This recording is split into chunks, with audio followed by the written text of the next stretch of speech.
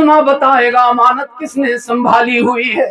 رحمت عالم صلی اللہ علیہ وسلم نے فرمایا اللہ حشر کے روز ایک بہت بڑا ترازو قائم فرمائے گا۔ بہت بڑا ترازو سمجھتے ہیں نا، وہ جس میں وزن تولتے ہیں، بہت بڑا ترازو قائم فرمائے گا۔ ایک جانب ساری کائنات کی مخلوقات رکھ دی جائیں گی، ساتوں آسمان بھی ایک پلڑے میں، ساتوں زمینیں بھی ایک پلڑے میں، صحرا بھی ایک پلڑے میں، دریا بھی ایک پلڑے میں، جنگلات بھی ایک پلڑے میں، پہاڑ بھی ایک پلڑے میں، سمندر بھی ایک پلڑے میں، فرشتے بھی ایک پلڑے میں، ساری کائنات کو تعالیٰ ایک پلڑے میں رکھیں گے۔ دوسرے پلڑے میں رکھا جائے گا لا الہ الا اللہ۔